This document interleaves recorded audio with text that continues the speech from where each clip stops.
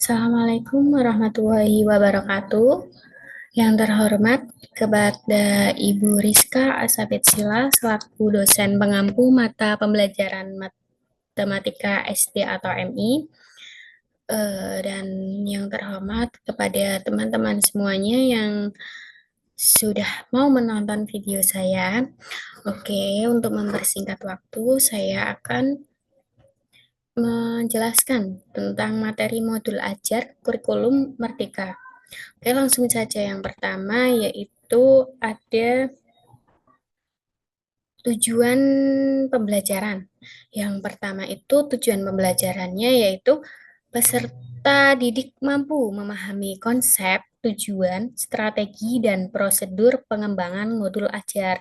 Nah, maksudnya apa sih? Maksudnya itu para siswa itu diharapkan mampu untuk memahami konsep, tujuan, strategi, dan prosedur pengembangan modul ajar yang telah diajarkan oleh gurunya. Yang kedua, ada peserta mampu memodifikasi modul ajar yang telah tersedia disesuaikan dengan karakteristik dan kebutuhan sekolah masing-masing.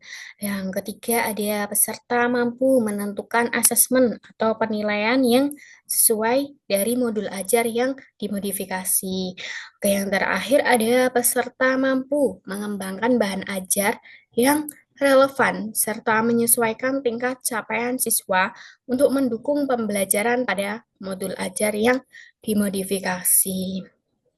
Oke, next ada mari menyimak bersama. Mengapa modul ajar harus sederhana dan dapat memandu pembelajaran dengan efektif? Yang kedua ada bagaimana mengembangkan modul ajar yang sederhana namun efektif. Yang ketiga ada bagaimana menentukan asesmen atau penilaian untuk modul ajar yang sesuai dengan kebutuhan dan karakteristik siswa. Yang keempat ada mengapa modul ajar perlu berpusat kepada murid dan memperhatikan perbedaan karakteristik siswa. Yang kelima ada bagaimana memilih dan memodifikasi modul ajar yang sesuai dengan kebutuhan dan karakteristik siswa. Oke, yang keenam ada bagaimana mengadaptasi modul ajar agar relevan dan sesuai dengan tingkat capaian siswa. Ketujuh ada bagaimana memilih dan menentukan bahan ajar yang relevan untuk modul ajar. Oke, next ya. Ada apa yang dimaksud dengan modul ajar? Nah, di sini dijelaskan modul ajar itu merupakan salah satu perangkat ajar yang digunakan untuk merencanakan pembelajaran. Modul ajar sama seperti RPP, namun modul ajar memiliki komponen yang lebih lengkap. Modul di sini juga ada penjabaran modul ajar adalah sebuah dokumen yang berisi tujuan, langkah, media pembelajaran, serta asesmen yang dibutuhkan dalam satu unit atau topik berdasarkan alur tujuan pembelajaran. Oke, yang terakhir ada pendidik memiliki keleluasaan untuk membuat sendiri, memilih dan memodifikasi modul ajar yang tersedia sesuai dengan konteks kebutuhan dan karakteristik peserta didik.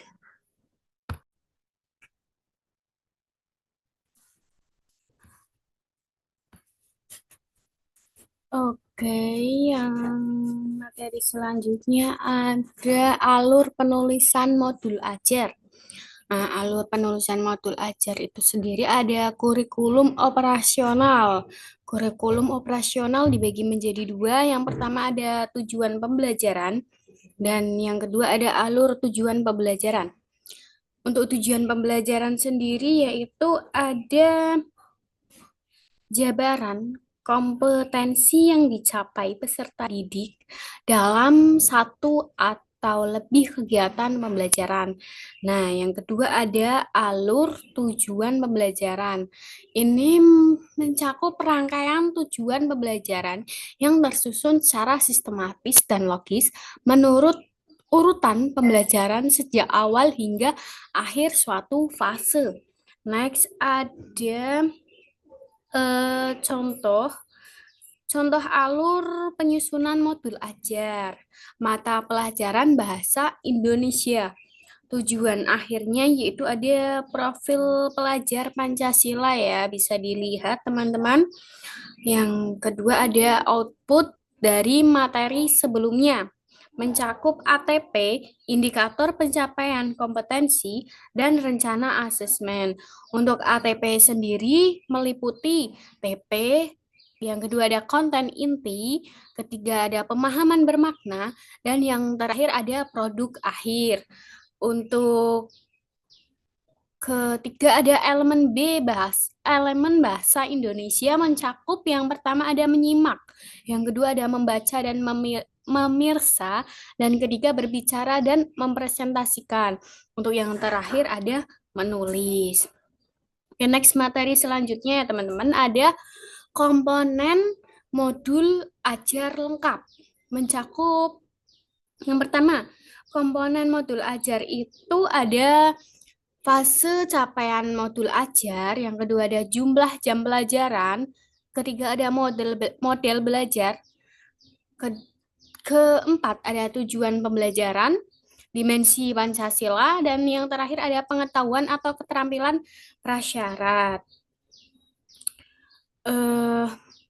Kemudian ada komponen detail modul ajar pertemuan. Pertama ada bahan ajar, pemahaman bermakna, pertanyaan pemantik, indikator keberhasilan, asesmen, sarana dan prasarana, hingga rencana kegiatan. Adapun juga lampiran. Nah, lampiran itu berisi tentang lembar aktivitas, rubrik penilaian, serta bahan ajar lain yang relevan. Nah, struktur modul ajar tersebut bukan struktur wajib yang semuanya harus dilampirkan dalam modul ajar yang dibuat atau dimodifikasi. Guru diperbolehkan untuk memilih atau menyederhanakan beberapa komponen utama untuk dicantumkan dalam modul ajar sesuai dengan kebutuhan kelas masing-masing. Nah, guru itu juga apa ya? Nggak harus lengkap seperti yang tercantum dalam komponen modul ajar, tetapi disesuaikan dengan kebutuhan peserta didiknya. Oke, next ya ada materi komponen modul ajar. Nah, informasi umumnya itu ada identitas sekolah, kompetensi awal, profil pelajar Pancasila, sarana dan prasarana, target peserta didik, hingga model pembelajaran yang akan digunakan. Nah, untuk komponen intinya sendiri ada tujuan pembelajaran, pemahaman bermakna, pertanyaan pemantik, persiapan pembelajaran, ada kegiatan pembelajaran, terus ada asesmen, ada juga pengayaan dan remedial, dan yang terakhir ada refleksi peserta didik dan guru. Nah, untuk yang terakhir ada lampiran. Nah, lampiran itu berisi tentang lembar kerja peserta didik, bahan bacaan guru dan peserta didik, glosarium, dan yang terakhir ada daftar pustaka. Nah, untuk catatannya sendiri itu selain komponen inti, guru dapat menentukan komponen sesuai kebutuhan para siswanya. Next ya, ada komponen modul ajar wajib. Untuk komponen modul ajar wajibnya itu ada alur tujuan pembelajaran menjadi dasar bagi pendidik untuk menyusun perencanaan pembelajaran atau modul ajar. Pendidik memiliki keleluasaan untuk mengembangkan konteks, kebutuhan, dan karakteristik peserta didik. Nah, secara umum, modul ajar memiliki tiga komponen utama, yaitu yang pertama ada tujuan pembelajaran, kedua itu langkah-langkah pembelajaran atau kegiatan pembelajaran, ketiga ada asesmen pembelajaran. Setelah guru menerangkan semua materi, terus para siswanya itu diberi tugas untuk mendapatkan nilai dari untuk apa namanya agar guru itu bisa menilai siswanya sejauh mana mereka memahami materi yang sudah diajarkan oleh gurunya.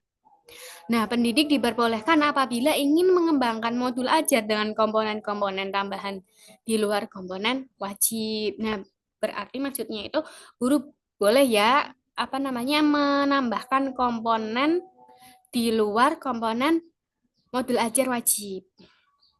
Oke, yang next ada materi acuan teknik modifikasi modul ajar.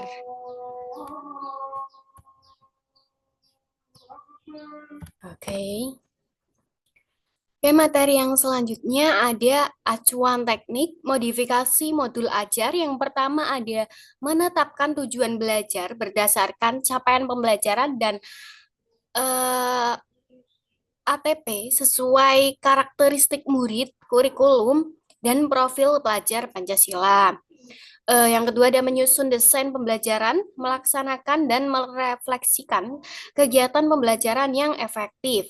Ketiga ada proses pembelajaran mendukung perkembangan kompetensi dan karakter peserta didik secara holistik.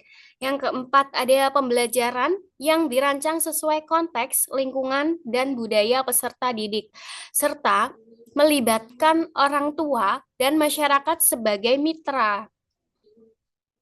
Nah, yang terakhir ada pembelajaran berorientasi pada masa depan yang berkelanjutan.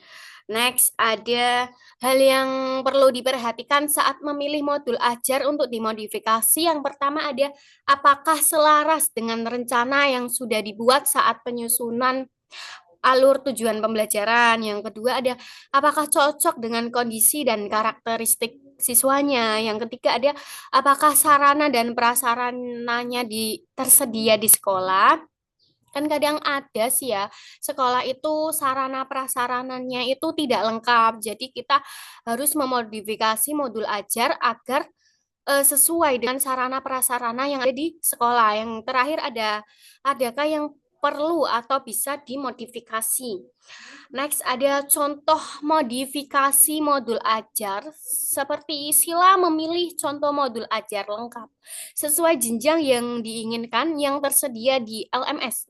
Simak modifikasi modul ajar dari contoh tersebut. Contoh yang dilampirkan bukan contoh baku. Peserta diperbolehkan untuk membuat modifikasi modul ajar sesuai dengan karakteristik, konteks, dan kebutuhan kelas. Nah, struktur wajib dalam modul ajar adalah tujuan pembelajaran, langkah-langkah pembelajaran, atau kegiatan pembelajaran dan asesmen pembelajaran.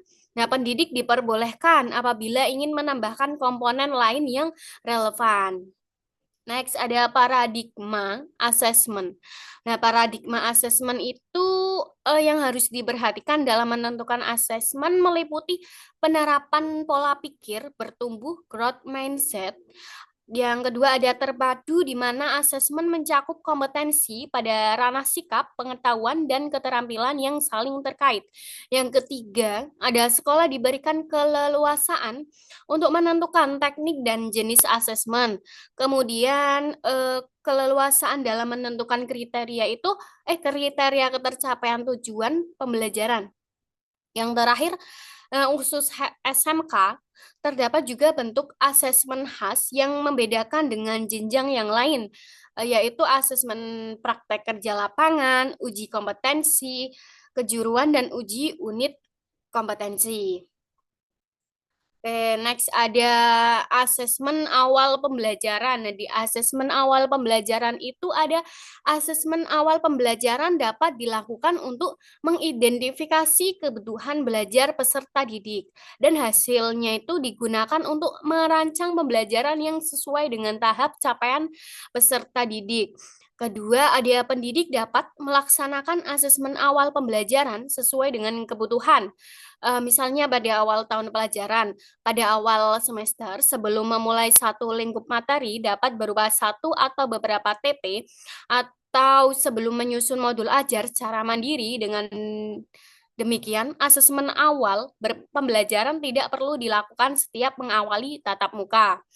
Yang terakhir ada asesmen pada awal pembelajaran, diharapkan tidak memberatkan pendidik atau satuan pendidikan. Namun demikian, jika pendidik atau satuan pendidikan memiliki kemampuan dapat melengkapi data tambahan dengan melakukan asesmen non-kognitif yang mencakup kesiapan belajar, minat, profil belajar, latar belakang keluarga, riwayat tumbuh kembang, dan lain-lain. Next, ada asesmen pembelajaran. Asesmen pembelajaran berisi yang pertama ada asesmen, merupakan bagian terpadu dari proses pembelajaran, memfasilitasi pembelajaran, dan menyediakan informasi yang holistik sebagai umpan balik untuk pendidik, peserta didik, dan orang tua agar dapat memandu mereka dalam menentukan strategi pembelajaran selanjutnya. Nah, yang kedua ada asesmen, dirancang dan dilakukan sesuai dengan fungsi asesmen tersebut dengan keleluasaan untuk menentukan teknik dan waktu pelaksanaan asesmen agar efektif mencapai tujuan pembelajaran. Yang ketiga ada asesmen dirancang secara adil, profesional, valid, dan dapat dipercaya atau reliable untuk menjelaskan kemajuan. Aduh. Asesmen dirancang secara adil, profesional, valid, dan dapat dipercaya atau reliable untuk menjelaskan kemajuan belajar dan menentukan keputusan tentang langkah selanjutnya. Oke, yang next ada laporan kemajuan belajar dan pencapaian peserta didik bersifat sederhana dan informatif, memberikan informasi yang bermanfaat tentang karakter dan kompetensi yang dicapai serta strategi tindak lanjutnya. Yang terakhir ada hasil asesmen, digunakan oleh peserta didik, pendidik, tenaga kependidikan, dan orang tua sebagai bahan refleksi untuk meningkatkan mutu pembelajaran. Next ada alur asesmen, meliputi yang pertama ada menentukan tujuan pembelajaran sesuai alur perkembangan dimensi. Yang kedua merancang indikator, memastikan ke dalam tujuan, membuat indikator yang mencakup aspek kognisi, sikap, dan keterampilan. Yang ketiga ada menyusun strategi asesmen. Yang keempat menyiapkan alat ukur atau instrumennya, atau disebut juga rubrik. Yang kelima, dia menyiapkan instruksi atau panduan untuk murid atau lembar kerja ya. Yang keenam, ada mengolah hasil asesmen dan bukti pencapaian peserta didik untuk membuat inferensi atau kesimpulan mengenai pencapaian peserta didik terhadap tujuan pembelajaran. Yang terakhir ada menyusun rapot. Next ada acuan yang digunakan untuk melakukan asesmen pembelajaran. Yang pertama ada asesmen sebagai proses pembelajaran, asesmen as learning. Yang kedua ada asesmen untuk proses pembelajaran, asesmen for learning. Yang ketiga ada asesmen pada akhir proses pembelajaran atau asesmen of learning. Nah, perbedaan asesmen as dan for learning adalah asesmen as learning lebih melibatkan peserta didik secara aktif dalam kegiatan asesmen tersebut.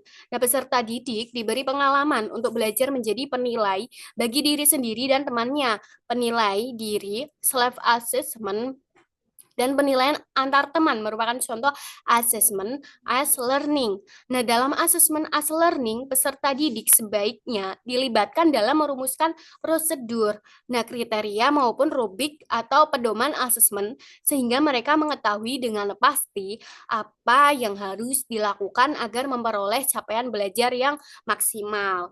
Next ada jenis asesmen ya. Asesmen itu ada 3. As itu artinya sebagai, for itu artinya untuk, dan of itu terhadap. Asesmen formatif. Asesmen as sebagai, berarti asesmen sebagai refleksi proses pembelajaran. For untuk, asesmen untuk perbaikan proses pembelajaran. Yang terakhir ada of itu yang dimaksud itu terhadap. Nah, asesmen sebagai evaluasi pada akhir proses pembelajaran. Learning pembelajaran gitulah ya. Kemudian ada contoh bentuk asesmen formatif dan sumatif. Bentuk asesmen formatif dan sumatif itu ada diskusi kelas. Nah, diskusi kelas biasanya mengembangkan kemampuan berkomunikasi dan berinteraksi antar siswa. Jadi siswanya itu agar bisa apa ya, kayak berinteraksi dengan temannya, tidak melulu penilaian individu gitu ya. Yang kedua ada belajar berdemokrasi. Berdemokrasi menghargai pendapat orang lain serta berani berpendapat. Yang kedua ada drama. Nah, drama ini melatih kepercayaan diri dan jiwa seni. Yang kedua untuk melatih belajar bekerja sama, komunikasi, serta berpikir kritis. Kemudian ada produk-produk itu untuk mengembangkan kreativitas dan meningkatkan ketelitian dan jiwa seni pada siswa. Dan kemudian ada tes lisan. Tes lisan itu berguna untuk meningkatkan kemampuan berbicara, mengkonfirmasi pemahaman, serta menerapkan umpan balik.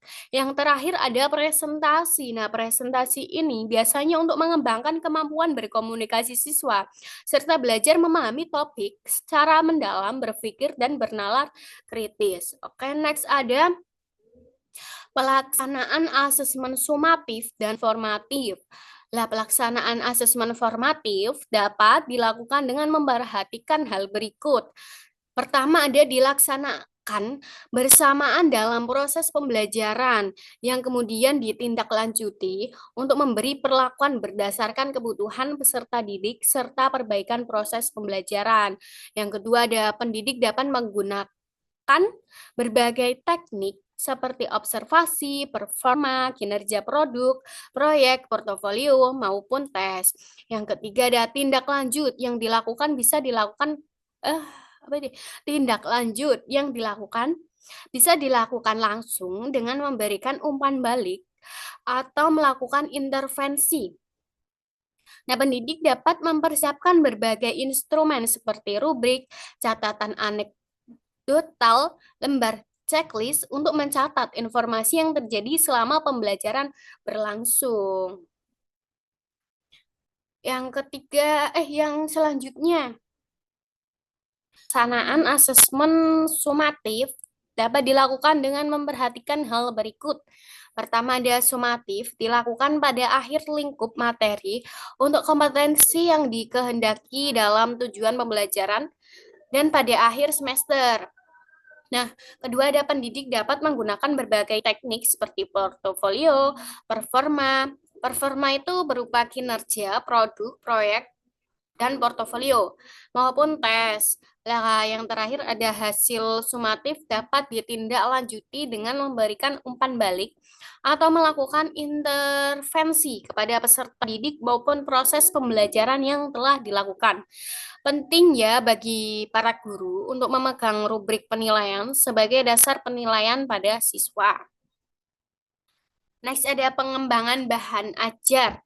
Nah, yang harus diperhatikan dalam memilih bahan ajar itu yang pertama, bahan ajar itu harus bersifat variatif. Bisa berubah bahan ajar cetak dan bahan ajar non cetak. Yang kedua ada disesuaikan ya buku yang disediakan tersebut dengan alur tujuan pembelajarannya. Nah, kebutuhan dan karakteristik sekolah masing-masing. Yang ketiga ada kembangkan bahan ajar untuk membuat kegiatan pembelajaran semakin bermakna dan variatif. Terakhir yang harus diperhatikan yaitu buku yang disediakan pemerintah hanya salah satu alternatif bahan ajar. Nah, guru diperbolehkan untuk mengembangkan dan menambahkan bahan ajar lain yang relevan. Nah, di sini tuh guru itu disuruh apa ya, kayak berpikir lebih kreatif lagi untuk eh, mengembangkan dia mengajar kepada peserta didiknya. Oke. Next ada contoh penyesuaian ruang lingkup pembelajaran. Nah, hal penting lain yang harus diperhatikan saat akan membuat modul ajar adalah menyesuaikan lingkup, kesiapan belajar, minat, dan tingkat penguasaan kompetensi peserta didik.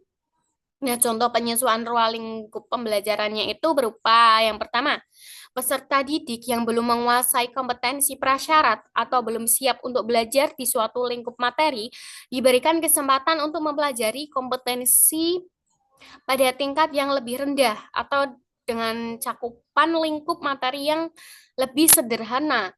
Yang kedua, peserta didik yang sudah siap belajar diberikan kesempatan untuk mempelajari seluruh lingkup materi dengan penugasan yang sesuai. Kayak yang terakhir, ada peserta didik yang memiliki tingkat penguasaan yang tinggi dapat diminta untuk menyelesaikan tugas dengan tingkat kesulitan yang lebih tinggi atau menantang. Oke, ini materi yang terakhir. Ya, saya cukupkan.